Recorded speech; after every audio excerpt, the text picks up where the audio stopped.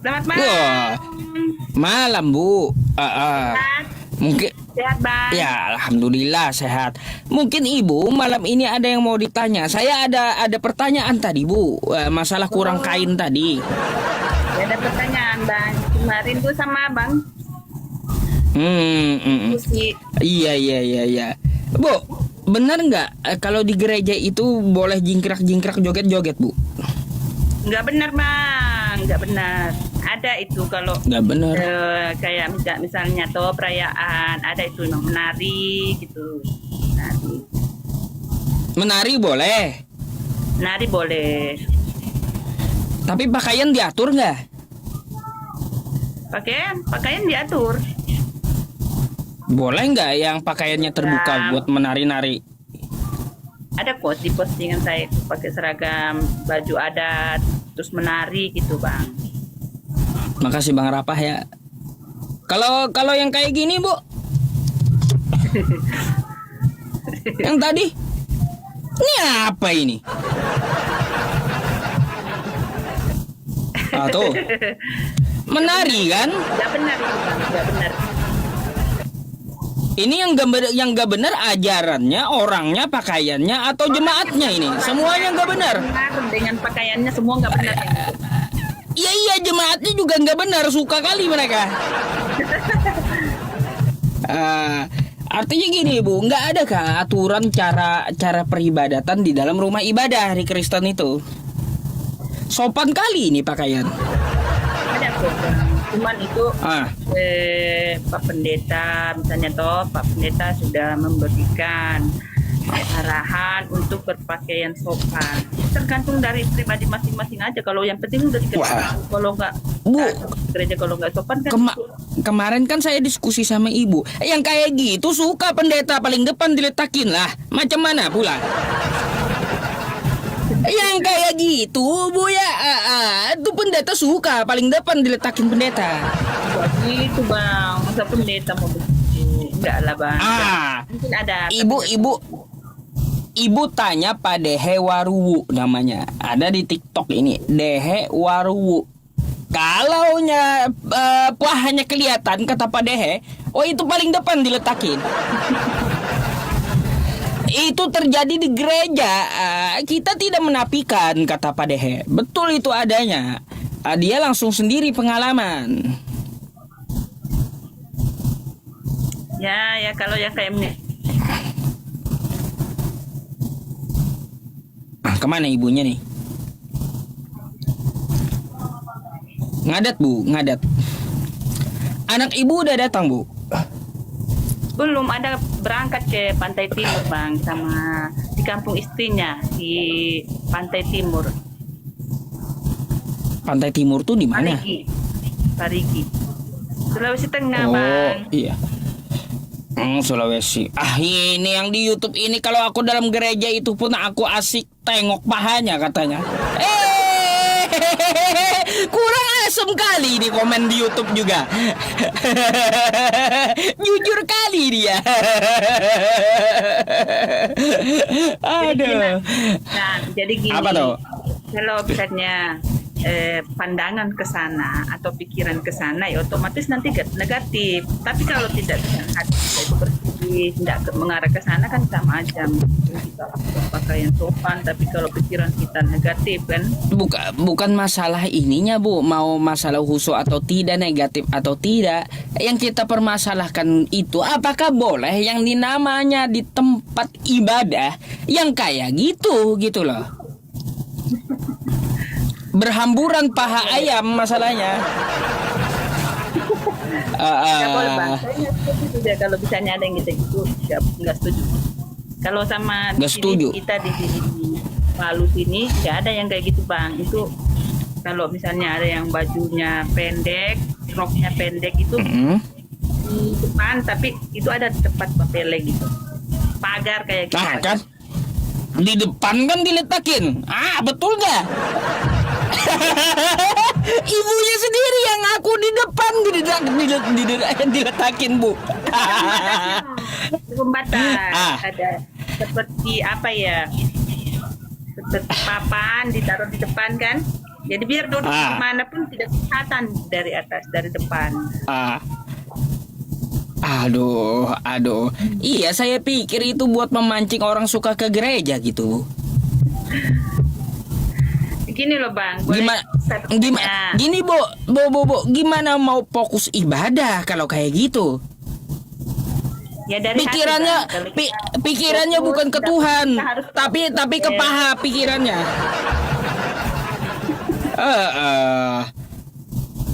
Kalau kita benar-benar mengimani iman kita mau beribadah, nggak harus memperhatikan sekeliling Bang.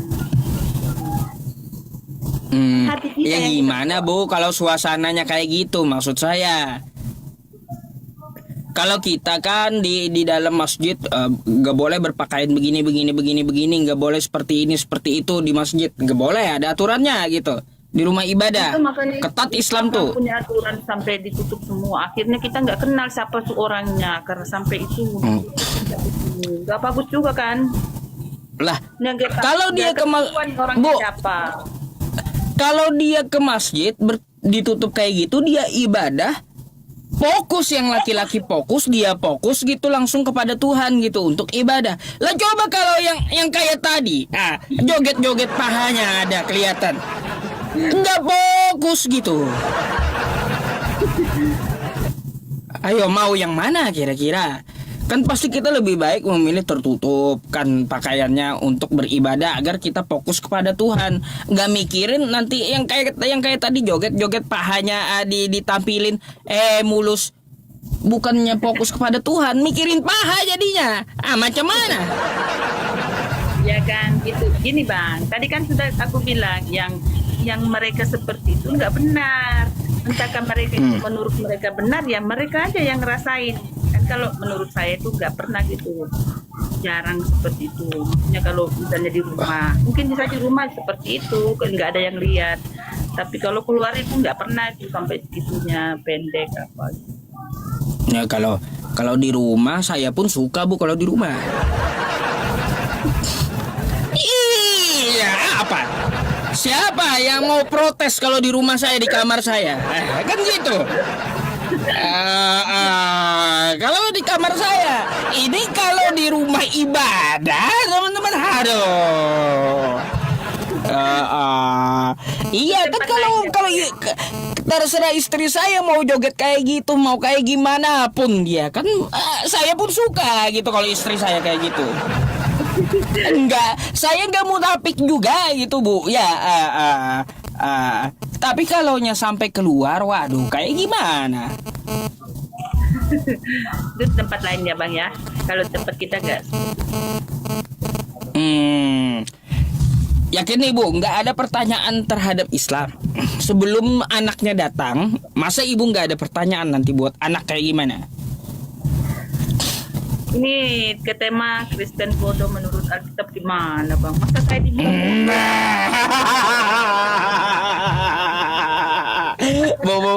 Bu. Buka lagi kitab ibu, kita belajar dikit ya.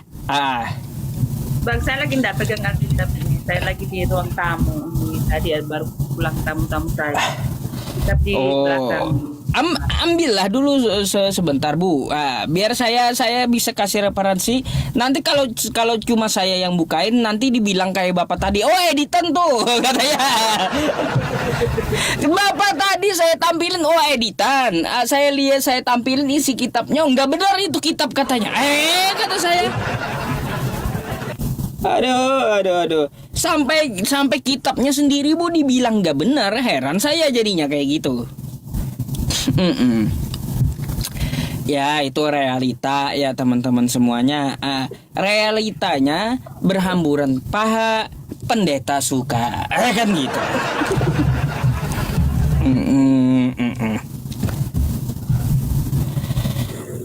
Ya wajar lah kalau istri kita joget-joget kayak gitu di kamar, saya pun suka. Kagak usah teman-teman. Tapi kalaunya di tempat ibadah masa kayak gitu.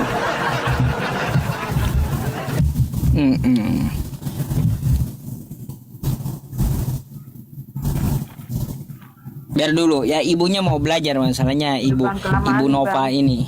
Mama, Hah? Alkitab ya kah? Tas ya kah?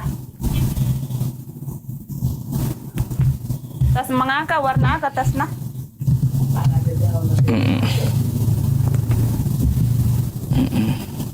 Ya anak beliau mualaf ya teman-teman, udah mualaf. Siapa tahu ibu-ibunya mau belajar dan beliau juga mengikuti anaknya. Makanya saya senang diskusi sama beliau. Beliau sopan juga.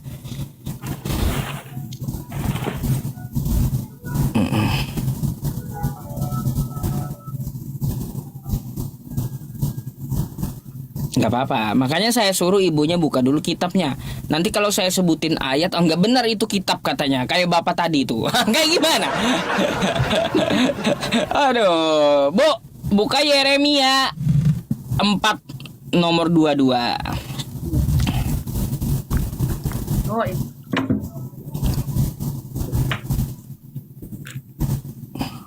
Yeremia berapa, Bang? Yeremia 4 nomor 22. 4 ayat 22 ya. Sungguh bodohlah umatku itu, mereka tidak mengenal aku. Mereka adalah anak-anak tolol dan tidak mempunyai pengertian. Mereka pintar untuk berbuat jahat, tetapi untuk berbuat baik mereka tidak tahu. Nah, Bu. Kan sesuai tuh dengan judul saya, ada ayatnya. Ya, semua. Loh, itu kan isi kitab ya tuh, Bu. Saya bukan menuduh ya, tapi memang tertulis di kitab Kristen kayak gitu. Judulnya di sini umat yang akan datang di Sion, Bang. Masa saya Iya.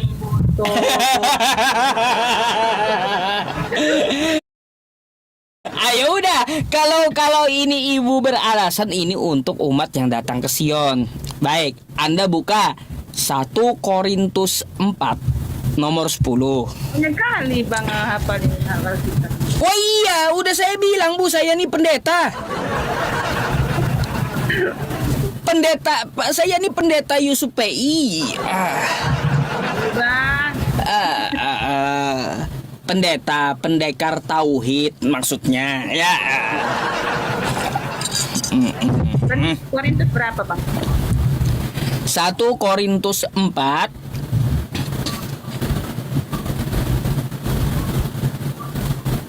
ayat berapa itu, Bang? 10. Jam benar Pak Pendeta ini. Iya.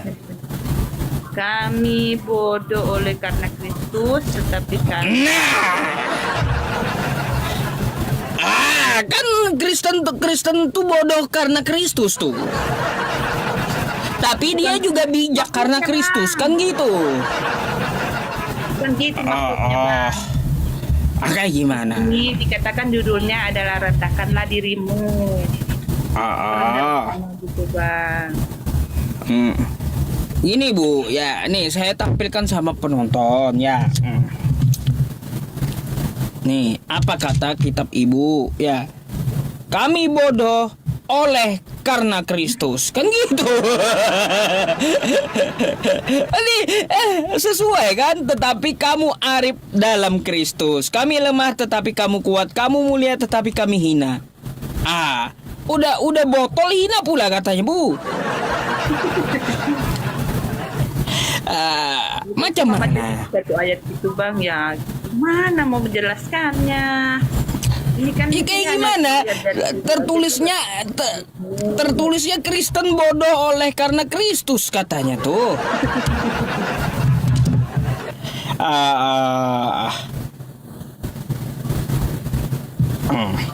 Mungkin Kalau ibu sudah ini yang teman-teman yang sudah lulus sarjana masa dikata bodoh, Bang. Kan nggak lah, masuk di akal. kayak gimana? Kan yang tulis kitab Ibu, bukan saya yang hujat, Bu. Sabar dulu. Bukan saya yang hujat, kitab Ibu yang tulis. Ayo.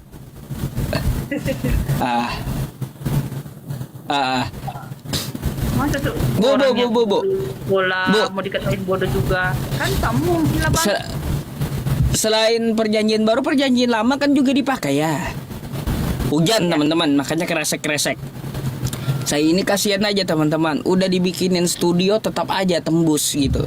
Karena apa? Rumahnya nggak beton, rumah kayak itu. Rumah saya, bentar ya Bu ya. Rumah saya ini kayu teman-teman, atasnya seng ya, kayu bukan beton. Jadi meskipun dibikin peredam tetap tembus kayaknya gitu. Rumah zaman Belanda mau roboh masalahnya. Iya serius, kalau teman-teman ke rumah saya ya lihat rumahnya mau roboh, miring. Ah, bo, perjanjian lama itu juga dipakai Kristen ya. Pakai bang, pakai dua-dua. Kata Edis katanya buang aja tuh terjemahan tuh ke tong sampah. Ada yang saya lihat ya kemarin itu bebas itu. Kan Alkitab yang dia maksud bang, bukan Alkitab yang Bu, saya paham kosakata Allah buang ke tong sampah. Kan di kitab ibu tertulis kosakata Allah. Buang aja semuanya kitabnya sama ke tong sampah. Karena tertulis di kitab ibu, makanya buang kitabnya ke tong sampah kalau kayak gitu. ini kan, ini Alkitab cuma satu. Gak ada yang lain. Kalau ada yang versi lain sudah itu yang dimaksud sama Bang Edi, dibuang aja karena udah keluar dari si Alkitab sendiri bang. Ya, Bu, ibu memangnya nggak pernah baca kitab ibu keseluruhan gitu? Gak bisa seluruhnya bang. Berarti nggak tahu Bu, di kitab ibu itu banyak pornonya. Kalau Nggak tahu ibu. Nggak tahu ibu. Nggak pergi ke sana. Lah lalu buat apa dimasukkan ke kitab suci yang namanya suci? Buat apa coba? Ya untuk jadi pelajaran itu bang. Harus Untuk jadi pelajaran. Tapi vulgar kali gitu Bu. Masa Tuhan berfirman dengan bahasa yang vulgar? Maksudnya itu bang gimana? Oh udah, ibu buka dulu Amsal 7 coba. Bukan lagi bang. Ya iya, harus buka Amsal 7 nomor 18 sampai 19 coba.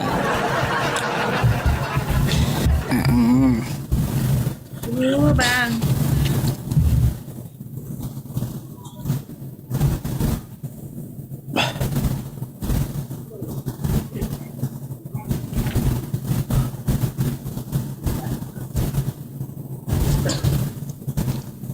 Coba dibacain aja situ bang. Saya nggak makan waktu. Oh, bacain. Baik. Saya yang disuruh ibu aja baca. Seharusnya ibu yang baca lah. Seberapa Oh. kelamaan saya nyarinya? Amsal 7. Nggak apa-apa, lama nggak apa-apa. Biar ibu tahu gitu isi kitab ibu semuanya. Iya bang. Apa itu banyak yang anti? Amsal 7 berapa, Amsal Bang? 7 nomor 18 sampai 19. Marilah kita memuaskan berahi hingga pagi hari dan bersama-sama menikmati asmara. Ibunya ketawa. Ibunya sendiri yang baca ketawa. Kesana terus iya dadu nanti bang karena suamiku tidak di rumah, dia sedang dalam perjalanan jauh. Mana dengan saya nggak ada suami bang, mana sih suruh baca? Makanya bahaya kan kalau diamalin tuh. Ibu nggak ada suami, bahaya itu kalau baca yang gitu. Ibunya sendiri baca ketawa.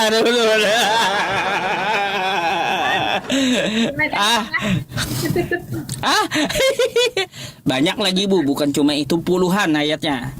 Kalau yang kayak gitu. Iya tapi kan nggak harus dicontoh bang, yang bagus-bagus aja dicontoh. Kan Ya iya, pengajaran. masa Contoh ya? itu kurang, itu menurut saya kurang Bu. Ada yang lebih menurut saya nggak pantas untuk diucapin. Ini judulnya aja di sini bang sudah ini. Nasihat tentang persinahan. Artinya kita dinasihati. Nah, gitu, Bang. Oh jangan kayak gitu ya ceritanya. Tapi kalau itu nasihat kenapa kata perintah? Marilah katanya ajakan. Ayo, marilah katanya ajakan Bu. Ayo. Bukan nasihat itu, ajakan Bu. Ibunya sendiri ngakak tuh buat baca. Beliau sendiri ngakak. Aduh. Boleh yang ke topik lain saja, Bang. Oh coba, kalau ke topik lain Bu kayak skill 23 coba. Bang. Ya skill 23 nomor 3.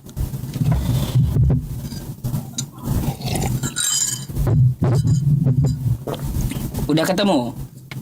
Belum, Bang. Dipecahin aja biar cepat itu, Bang. Ibu aja, nanti saya dibilang edit pula, salah pula yang dibaca. Trauma saya disalahin orang baca kitab ibu. Ya, skill 23. Bentar ya, Bang ya, sabar ya. Nggak apa-apa Bu, saya tunggu. Sabar banget saya ini orangnya kalau sama ibu.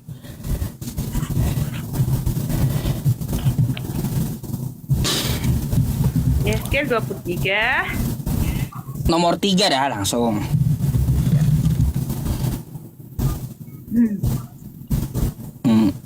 Mereka bersundal di Mesir. Itu ya, Bang? Mereka bersundal pada masa mudanya.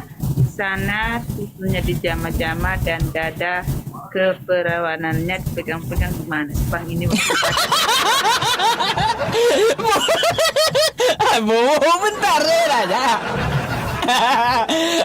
Bu, pantaskah kosakata yang kayak gitu masuk ke kitab suci gitu? Itu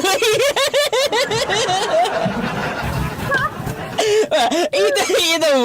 Saya tanya sama ibu makanya pantaskah yang kayak gitu masuk ke kitab suci gitu? Bang. Bentar Bang, gini Bang. Kenapa sih kok Bang dicariin sama ayat-ayat gituan semua ayat yang Iya, masalahnya Bu, banyak yang kayak gitu. Mau saya pertanyakan sama Kristen satu-satu masalahnya. Bang. Pantas nggak gitu? Gini, kan ibu aja baca ya udah kayak gitu dan ketawa sendiri. Kira-kira menurut ibu pantas nggak kosakata vulgar masuk kitab suci? Itu kan tentang pengajaran Bang, dosa-dosa yang dilakukan dari iya itu tentang pengajaran. Maksudnya Bu, nggak bisa kah pakai kosakata yang lain gitu yang nggak vulgar?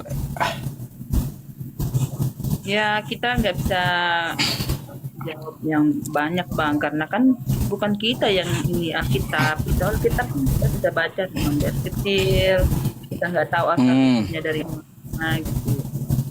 Makanya Bu, tadi ada sebelum ibu, Bu, ada sebelum ibu tadi bapak-bapak naik protes pakai toa tuh masjid. Kata saya boleh gereja kalau mau pakai toa juga. Lah, kalau yang dibaca ya skill 23 nomor 3 gimana Bu? Pakai toa pula. Pakai toa di gereja ya skill 23. Mereka bersundal di Mesir. Di tengah umum kayak gitu, toa luar gereja. Mereka bersundal di Mesir, di sana susunya dijamah-jamah. Oh, habis Bu, habis kayak gitu. Terserah, nggak apa-apa kalau ya gereja mau pakai toa, saya nggak protes gitu.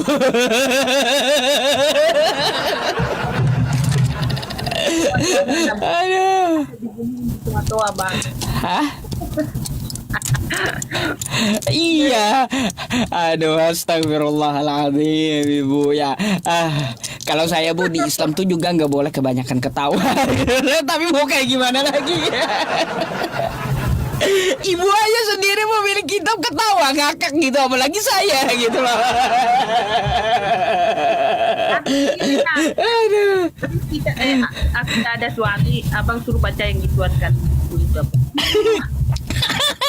Oh iya, kayak gimana bu yang kagak kagak ada suami kayak ibu menyiksa kan jadinya kayak gitu.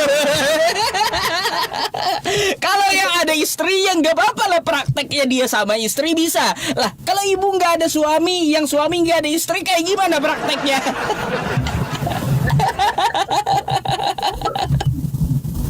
Ya, yang pasti itu pengajaran ya Bangga, bukan berarti kita harus contoh gitu.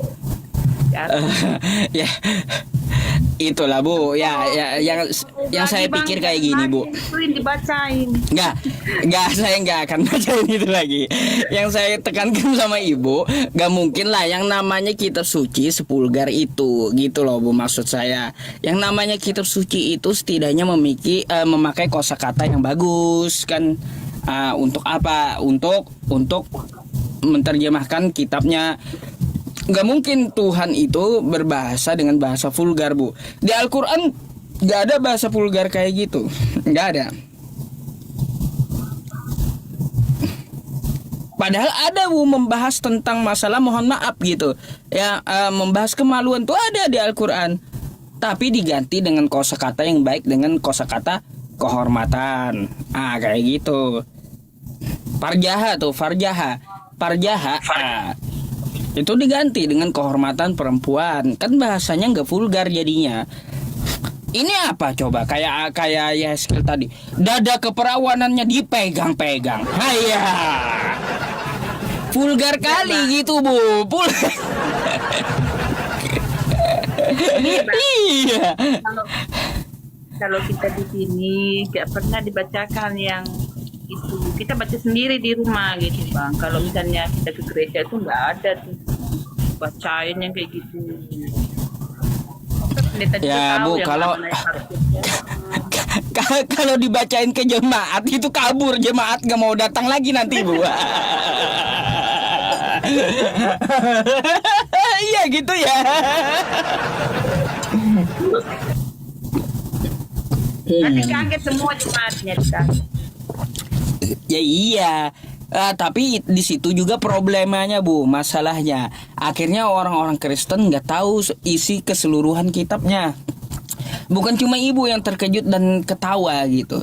Banyak perempuan Kristen yang naik ke tempat saya, kamu tahu nggak? Saya tanya, isi kitabmu itu seperti apa menyeluruh? Banyak nggak tahu gitu, kasihan gitu.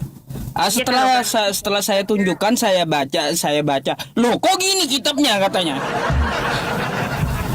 Enggak, Bang. Artinya kan Kalau apa? Tapi kan kita kalau baca langsung tahu. Kalau yang Muslim kan gimana mau tahu? Bahasanya bahasa Arab gitu bang. Gimana kita mau tahu gitu? Kalau Oh ya, kalau Muslim bu ada jenjangnya ada. langsung Kalau di tahu. Muslim jenjangnya ada bu, jenjang cara menerjemahkan bahasa Arab tuh ada. Makanya ada 16 ilmu Al-Quran, biar bisa paham konteks dan bisa menerjemahkan. Ilmu bahasa Arab, nah terus ilmu nahwu namanya, ilmu sorof, belum lagi dengan ma'ani, terus bayan, balaghah, mantik. Banyak bu ilmunya, banyak. Ya memang Al-Quran dan hadis di tempat kami itu, seorang muslim itu diwajibkan untuk belajar bu, termasuk mempelajari Al-Quran. Saya aja sampai mau pecah pala saya dulu. Guru saya tiap malam hafal Alfiyah, kata guru saya. Besok harus hafal, kalau nggak hafal berdiri satu kaki. Kacau kan. Banyak bu itu 1002 bait Alfiyah itu.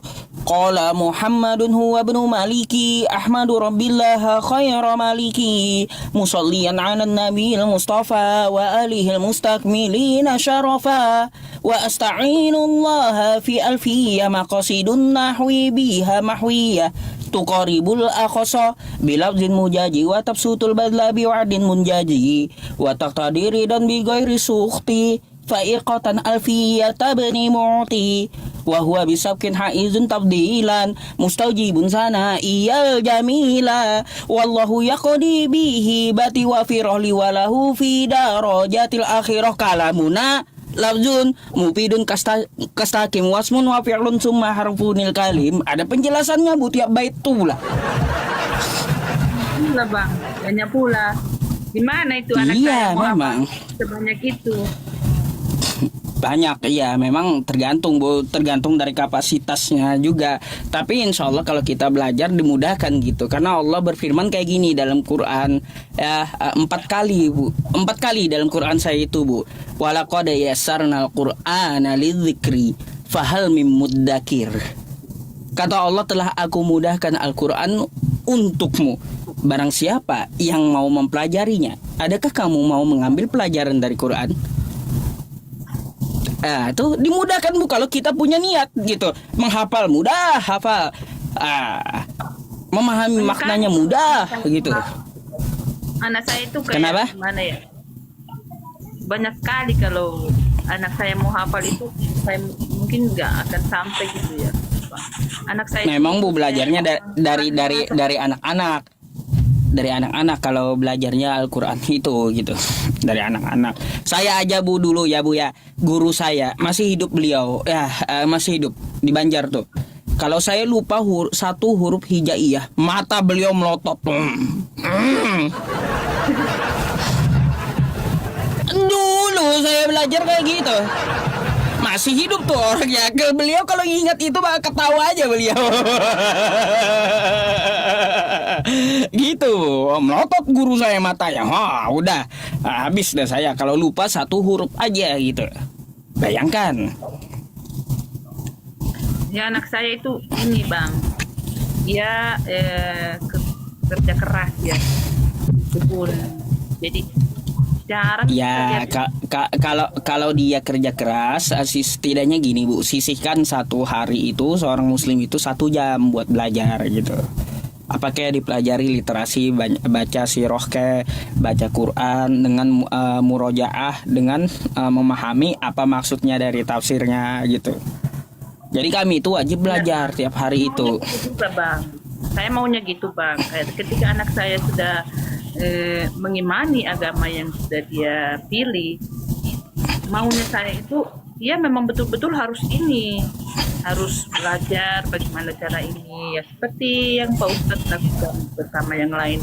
Tetapi ini saya perhatikan karena saya juga bingung ya, saya bilang, nah nanti kau ini anak kalau sudah muslim gitu ya harus ikut semua apa yang mereka ini.